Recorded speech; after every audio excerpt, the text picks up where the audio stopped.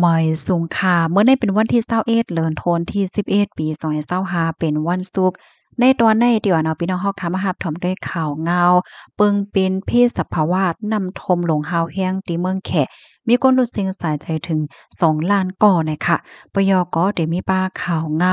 งาลายลองเข้งแข็งปัญหาปฏิฆาตวงการแขและดังจะปาดในวันมื้อไหนนะคะออนตั้งเปิ้นได้ก็เข้ามาถ่อมด้วยข่าวเงาที่ในเมืองแขในออนตั้งนะคะ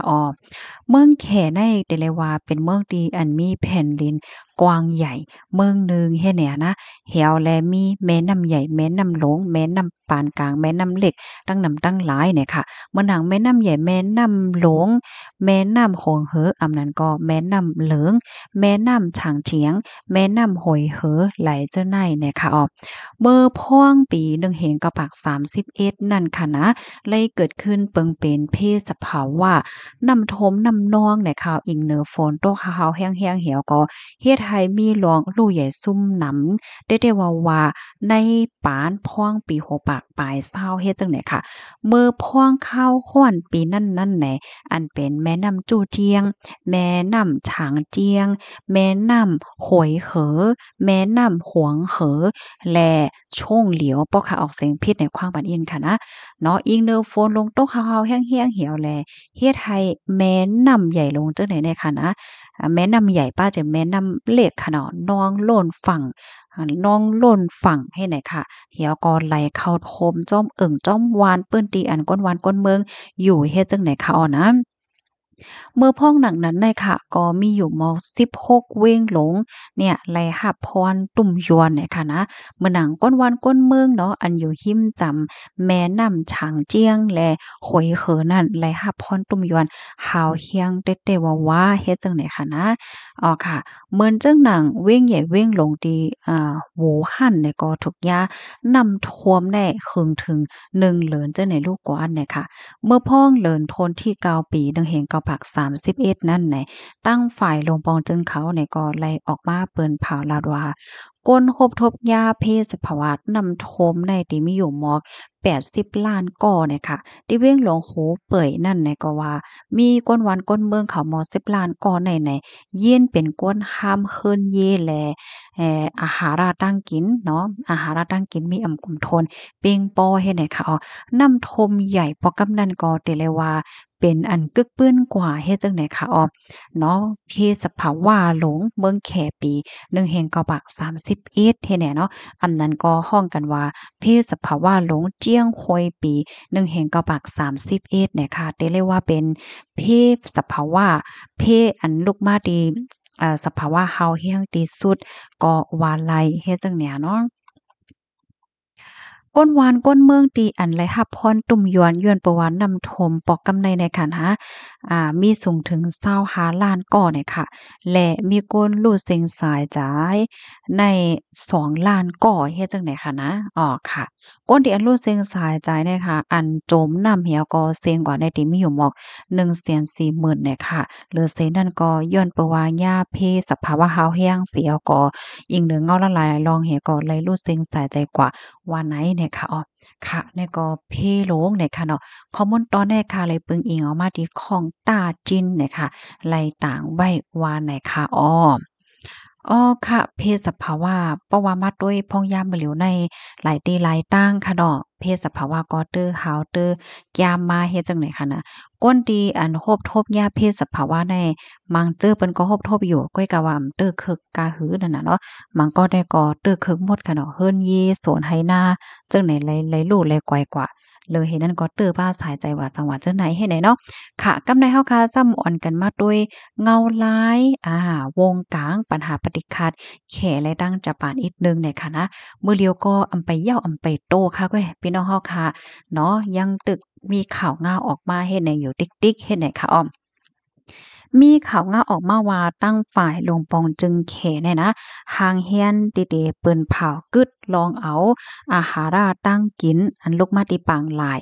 ว่าย่าก็ปางมนซื่อว่าจึงว่าหางไว้ในอันลูกดีจะปานนั่นเทียงเหย้าเฮ็ดให้เขาก็เปิ้ว่าเขาอบโอ้ตกลงกันอำไปไล่เหี่ยก็เหมือนหางปัญหาปฏิคัดในมันเตอแฮงมาเฮ็ดจังได๋คะนี่ไหว้หลังเสจอมพ่องหลวงเมืองจะปาน ซานาเอะคาคาอีจิเนี่ยค่ะเนาะก็ไล่บอกลาดข้อความกว่าเกี่ยวกับไปร้องไต้หวันมื้อป่นมามื้อวันที่7เดือนธันวาคมที่11ปี2025นั่นเฮ็ดจังได๋ค่ะนะตั้งฝ่ายแขเนี่ยก็ตื้นยืนยันลาดนั่นค่ะนะเนาะว่าเป็นซ้ำว่าจะปานนั่นเตส่งโพสต์แต้นหาสังหามาอกมาโอว่าซองว่าเฮ็ดจังได๋ก็เหย้าแค่อำไข่ถ่อมนั่นน่ะเนาะแค่อำไข่ถ่อมลองซับแจงซับเลี้ยงอีหังไหนค่ะเนาะ อันที่ค่ายให้เฮ็ดในแต่ก่อไหนค่ายให้จอมพ้องหลงเบิ่งจะปาเนี่ยขึ้นออกมาเปิ้นเผาถอนข้อความลัดมันดังขึ้นแลเฮ็ดเนี่ยเนาะค่ะเขาเนี่ยก็ลัดเฮ็ดจั่งไหนเนี่ยค่ะเลอเซนนั่นเนี่ยก็ยังเปิ้นฮ้องว่าส่งสายหงายเงาลายเกี่ยวกับเลยลองว่า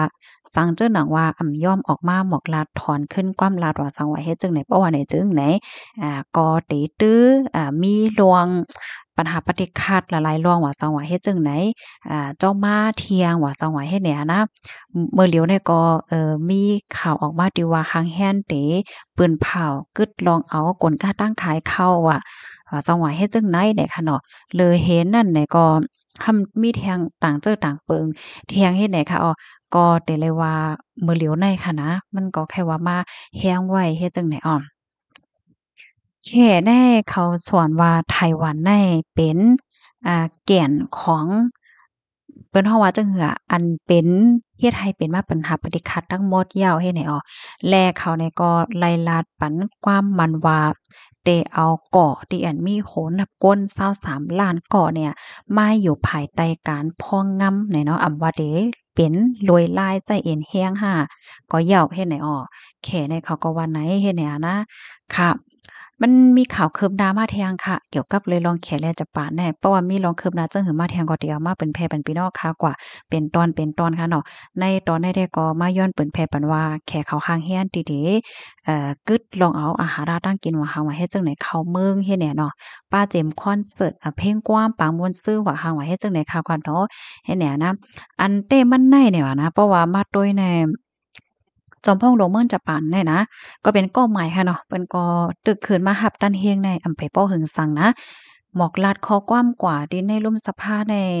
ย่ำถึงครึ่งไม่ดิดว่าไหนนะลาดกว่าคอกว้างอำหลายคอไว้ค่ะเนาะก็เฮ็ดให้แขก็ลุกเป็นไฟค่ะเนาะเหมือนจังว่าแขเนี่ยมันป้อใจมันเป้งป้อใจหนาเฮ็ดให้นั่นน่ะนะเหี่ยวแลอันเป็นนางซันนาเอะเนี่ยค่ะ เขาเนี่ยก็เป็นจอมพ่องโลเมิงจะปานก็ใหม่เสียวก็ห้ำเป็นนางยิงเป็นนางยิงก็แหกป่าจอมเฮ็ดให้ว่าพี่น้องเฮานะค่ะข้อมูลใดๆก็ค่ะเลยปรีมาที่ห้องการข่าว Japan Times ออกไว้เนี่ยค่ะเพราะว่ามีรองคืบหน้าจังหึกมาเที่ยงก็ได้มาสืบเปิ้นแพในกันกว่าเที่ยงเนี่ยค่ะเนาะยินชมผู้ก็ดีรับถอมปันแห้งค่ะลองได้ๆก็สอนให้ฮู้ว่าความลัดแหน่ง่ายๆเนี่ยค่ะเนาะเพราะว่าเป็นผู้ใหญ่ก้นโลงอะค่ะไว้ได้อะโลไว้มัน